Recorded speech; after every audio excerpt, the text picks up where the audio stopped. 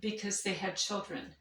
I think when it really first became apparent to me is I met a woman at Pause, and her husband was at the men's shelter, and they were having a hard time planning together and trying to rebuild their lives because they weren't together. And so then we started. You can talk about when we saw the place on Montezuma. You talk about that better. In Carlton. Okay. Okay. Mm-hmm. As you grow older, you have trouble staying in shape. So Cindy, through her youngest daughter, had found a exercise program that was from couch potato to 10K. We never made it to 10K. Yes. But so we used to run around the track and time ourselves, just following the process. But we would come out from there onto Carlton, and right there's the old motor coach behind the old gas station, and we saw that. And then it moved on your heart a little bit, but we saw it for some time, mm-hmm. and then maybe then. And can I just real quick, what I liked about it is these, buildings kind of in a U shape, and they were individual buildings, mm-hmm. Individual little units, and I thought that's what families need, their own space. But I like the idea that there was an open area in the middle, and it just started coming that wouldn't this be so cool to have this as homeless shelter for families? Each family has their own individual space, but they have a built area in the middle where they can have barbecues and they can have gardens and mm-hmm. playgrounds. Mm-hmm. So it was just, it's like, oh, that'd be so neat. But then one Sunday at church at Calvary Chapel, Pastor Raj, who they teach through the Bible there, was in Acts. And in Acts 26:19, Paul is gone, is in jail again and gone before King Agrippa. And King Agrippa is asking him, why do you keep doing this? Why do you keep preaching? And he said, so then, King Agrippa, I was not disobedient to the vision from heaven. And it's like, is this a vision? Is God giving us a vision? And I'm sitting there listening to Raj, but thinking, we can't do that. We don't know how to do that. How do you do that? How do you start something like that? How did Paul's ever start? I don't know. And so, but then he got down a few more to 22, and 22 said, but God has helped me to this very day. And it was like, we knew we had to do it. So then we took a life group. So tell me what happened at life group. And so you heard this, you got this little seed planted, and you thought, I cannot do this. How did you move forward from that point, Neil? Well, we shared with the people in our life group at that time was Everett and Julia Moore, Maggie Smith, Randy Lomaker. Mm-hmm. And the way I shared it with them is I don't recall if I played the song or I just tried to read the lyrics. It was a Scott Crippane that in order to build a bridge, you have to get down in the water. So there was work ahead of us, and we needed workers to do what needed to be done. It was not something we could do on our own. So you had no idea what you were getting yourself into when you talked about workers, man. Those first years was a lot of work from a lot of people, a lot of volunteer people. Mm-hmm. Yes. And Becky was the best one out of all of them. Right. So we took it to that life group, and they're like, yeah, do this. And then we took it to a pastor we knew. We went to his church. His name happens to be Scott Mitchell. Right. And we knew him from when we went to Heights, and we went to his service, and he did a service. So Pastor Raj did a service right here in Acts, but then we went there to talk to Scott about it and just get some ideas from him. I think the Lord led us there. And his sermon was on the mustard seed. I was like, whoa. And so afterwards, we were telling him what we wanted to do. And he says, I have somebody you need to meet. And he introduced us to his sister-in-law, Becky Mitchell. What? And all of this wouldn't be how it is without Becky, too. And Jim Flower came along, and John Wolfinger came and helped, and it happened. Mike Kinsey. Yeah. And it happened. And it started small. One apartment, one family, one mom, and I still am friends with her, but one mom and 3 kids, one apartment, 2 apartments, 3 apartments, and now this. That first year, it worked so hard at trying to earn the $6,000 and just getting enough money for one family. And then we said, we're going to help 3 families. We need $18,000. And it was all volunteers. Mm-hmm. Yeah, all volunteers. Everybody volunteered. And everybody, I mean, we all had families and little kids we were raising, full-time jobs, and we did it. God used us. God did it. It really was beautiful how he brought together the players that needed to be at the right time. Tell me a little bit about Tucson and Seattle and your first experiences, and how did the Lord develop your heart of compassion? And some people think, oh, I don't have enough to give, but tell me about what is giver's joy, and you start giving, and that compassionate heart, it just is so fulfilling. Tell me a little bit about that. I think it's the Holy Spirit in us as Christians, as Jesus followers. The gift of the Holy Spirit in our hearts just will move us beyond what we would do by ourselves. So just seeing in Tucson when I would run homeless along the freeway, living in Seattle, the homeless living among the blackberry bushes, you could see huge tarps, and unknown just how many people were living there. Working in a soup kitchen in Seattle near the University of Washington. All those things, just to see their struggle to not just survive, but to have some kind of dignity and respect in their lives. And so Agape House the idea was definitely, as Cindy mentioned about the struggle that couple would have, was to move families out of homelessness, to keep the children with the parents and the parents together, even if it was a single parent, that the gender would not matter, because they would have their own space and not be in a large place where they'd have to vacate every morning and show up every night, but that they could do life together, that they could cook their own meals, have a bathtub where they can give the kids baths, all of that. And like you always said, and still do, that we were doing it for the kids. Yes, to break the cycle of Exactly. homelessness.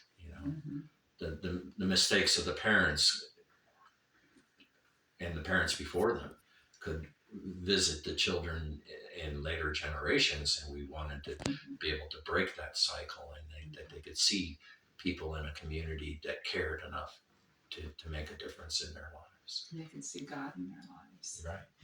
And Cindy, tell me, how did it go from, there's this common misconception that, well, that's a scary person over there. At what point did it become a family, an individual, a person that we're talking about, families and kids and people with stories? How did that switch change in your heart? Or maybe you've always been compassionate.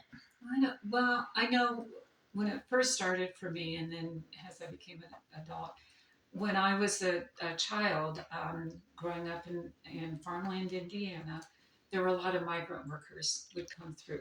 And there was this one gal in my class that was a migrant worker, and the kids made fun of her because she smelled and she didn't have shoes and things. So my mom went with me, and we went out. We bought socks and shoes and underwear and toiletries, and we took it to the school, and we gave it to the gym teacher and asked her to give it to the little girl and asked, can she take showers here? And so I just saw my mom helping this little girl, and that really was the first for me to see people differently. But then I think too, working in the library, always worked in libraries, and libraries are a big place for homeless people to come. And when you have somebody coming in the library every day, you get to know them and you talk to them and you hear their stories. And it's when you take the time to look at them and hear their stories, then they're not a homeless person, they're a person. Mm-hmm. With a name. With a name, exactly, with a name. Struggling with circumstances that would, however much help it would take, they could overcome it. Neil, And they could be, I mean, anybody can go from being home in a home to homeless.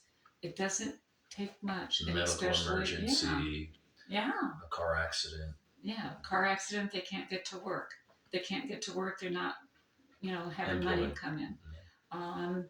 Their husband divorces them and takes off, and they don't realize that they're in a house now, that in an apartment that they're getting evicted out of, and they don't realize that the rent's not been paid, and the electric's not been paid, and the gas hasn't been paid, and the water's not been paid because the husband took care of that. And he took off and left this person with kids. It's not her fault. Mm-mm. Neil, can you tell me a little bit about agape? So this was a chosen word. Why did you prayerfully, how did you come across agape, and what was the calling of that? Well, you know, there are the different types of love. Okay, there's eros between husband and wife. There's philia between friends and siblings, and then there was agape, which was the perfect love from God, our Father. And the name was something I had heard growing up because my parents were born again Christians through the charismatic renewal of the Catholic Church, and that not a tight knit organization, but just the movement that was happening in the 70s, the early 70s. A lot of communities developed in big cities like LA and Chicago and New York and Dallas and Phoenix. And in Tucson, we decided we would try to do that. So we didn't, initially, it wasn't about anybody living together. It was about people sharing more of their lives together. So Agape House was something that started in Tucson, and we three families went ahead and bought an apartment complex, and we tore down walls in the middle so that there was enough rooms for each family. So these three families, the Peters, the Campbells, and the Brestols, and we had a main building that was the community building. And so when Cindy talked about what we could do in separate spaces and have that community building, because that gas station next to the motor lodge had a building behind it that we had envisioned as a community room for the families. For the families too. So Agape was something that I had exposure to in my youth. So it is a beautiful name chosen, the unconditional love of God. And Cindy, what does that look like to you as we play it out amongst strangers who become family and friends? Unconditional love, agape, that you set the bar very high. Unconditional love. What is the hope and the dream behind that? That people can feel God's love. the people that have despair, or feel like their lives are unraveling, that they can come here and they can see that, and they can feel God's love and experience it. and experience it. Yeah, experience it. And I mean, it was God's vision. It was God's plan. That's His ministry. Mm-hmm. Yeah.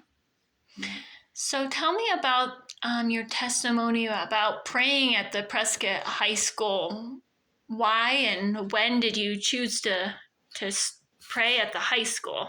Through Jim Flower, he had become aware of a number that I can't quote you. 58 students were homeless that year. That particular year. And it was just something that Jim Flower had also been involved with the National Day of Prayer. And so he was just very heart sensitive to prayer in public as a community. So we did a prayer walk at the high school, but at the same time, with our life group, we ended up doing a prayer meeting at on the site of that motor lodge. Yeah, the motor lodge on Montezuma and Carlton. Mm-hmm. So those two prayer walks were instrumental in it. So all from a tiny prayer, a mustard seed, a little mustard seed. Yep. And people invested into your vision, and they believed in your hope, and you led a group of people. And I just wanted to say thank you, and to honor Neil and Cindy Campbell, and for what you believed in. And that goes a long way. And it is my prayer that hundreds of people go to heaven because of this. And we have seen dozens of families that now have options, all because a handful of people said, we need to do something. So I just wanted to say thank you, Neil, Cindy. Prayer, comments. How do you want to close this out? We want to thank you. I just want to thank you also, you and Jim, and and Randy Lomaker and Mike Kinsey and John Wolfinger and Everett and Julia Moore.